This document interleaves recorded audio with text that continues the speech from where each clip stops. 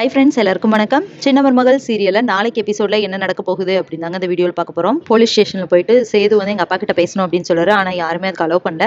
அப்புறமா அங்கே இருக்கிற ஒரு போலீஸ்கார் வந்துட்டு, இல்லை உங்கள் அப்பா வந்து இப்படி அடிக்கிறாங்க, இந்த இந்த ஆஃபீஸர் வந்து புதுசு, ஆனால் அவர் வந்து மினிஸ்டர் அப்படி இப்படின்லாம் நான் பார்க்க மாட்டேன், அதனால் அவர் அடிக்கிறாங்க, கொஞ்சம் என்னன்னு பேசி வக்கீலை கூட்டிகிட்டு வந்து ஏதாவது பண்ணுப்பா அப்படின்னு சொல்கிறாங்க. இதை கேட்டுட்டு டென்ஷன் ஆன சேது உள்ளே போகிறாரு. உள்ளுக்குள்ளே போனால் அவங்க அப்பாவை அடிக்கிறாங்க. ஐயோ என்ன எங்கள் அப்பாவை அடிக்கிற அப்படின்னு சொல்லும்போது, உங்கள் அப்பா மினிஸ்டராக இருந்தாலும் ஒரு கொலை பண்ணியிருக்காருல, அதை உண்மை வாங்குறதுக்காக நாங்கள் அப்படி தான் செய்வோம் அப்படின்னு சொல்லிட்டு அந்த ஆஃபீஸர் திட்டுறாரு. அதுக்கப்புறமா டென்ஷனான சேது வெளியே வந்துட்டு, எல்லாத்துக்கும் காரணம் இந்த தமிழ்ச்செல்வி தான் அப்படின்னு சொல்லிட்டு கோவமா வீட்டுக்கு கிளம்புறாரு. எங்க வீட்டுல என்ன ஆகுதுன்னு பார்த்தோம்னா, தமிழ்ச்செல்வி வந்து சொல்லிட்டு இருக்காங்க, நான் என்ன செஞ்சேன், நான் ஒண்ணுமே செய்யல அப்படின்னு சொல்றாங்க.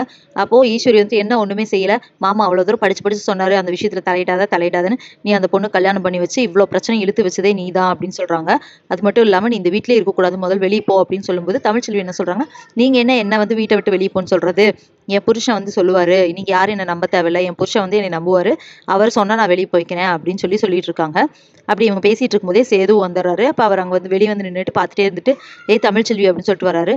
வாங்கங்க, நீங்க எல்லாருமே இப்படி பேசிட்டு இருக்காங்க, நீங்க என்ன நம்புறீங்க தானே அப்படின்னு சொல்லும்போது, எல்லா பிரச்சனைக்கும் காரணமே நீதான், நீ இவ்வளோ பிரச்சனை பண்ணிட்டு உன்னை வேற நம்ப வேற செய்வாங்களா, நீ இந்த வீட்டிலே இருக்கக்கூடாது அப்படின்னு சொல்லிட்டு திட்ட ஆரம்பிக்கிறாரு. உடனே டென்ஷனான தமிழ்ச்செல்வி என்ன சொல்றாங்கன்னா, போதும் நிறுத்தியா, ஒரு புருஷன் பொண்டாட்டினா முதல் வந்து நம்பிக்கை வேணும், மற்றதெல்லாம் அப்புறம் தான் இருக்கணும், நீ எப்போ பார்த்தாலும் என்னை ஏதாவது பிரச்சனையில் இழுத்து விட்டுட்டே இருப்பேன், நான் வந்து 6 மாதத்துக்கு ஒரு டைம் இல்லை நான் நல்லவன் நீ நம்புங்கன்னு அவங்ககிட்ட ப்ரூஃப் பண்ணிட்டே இருக்கணுமா, அப்படி ஒன்றும் ப்ரூஃப் பண்ணி இந்த வீட்டில் நான் இருக்குன்னு அவசியம் கிடையாது அப்படிங்கிறாங்க. என்ன தப்பு பண்ணதெல்லாம் நீ தானே அப்படின்னு சொல்லிட்டு கேட்குறாங்க.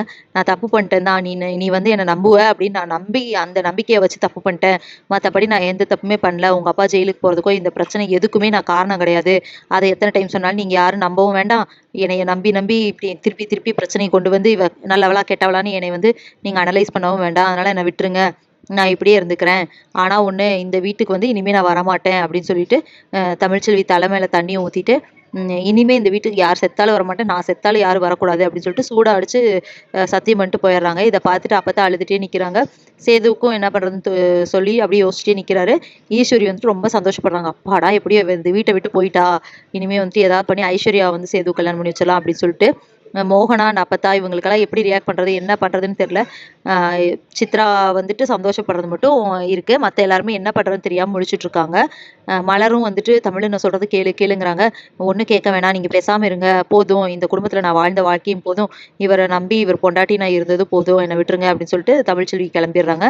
ஸோ இதுக்கப்புறம் என்ன நடக்க போகுது அப்படிங்கிறத இனி வர்ற வீடியோலாம் ஒன்று ஒன்றா பார்க்கலாம் ஃப்ரெண்ட்ஸ். அது வரைக்கும் வெயிட் பண்ணுங்கள். நன்றி, வணக்கம்.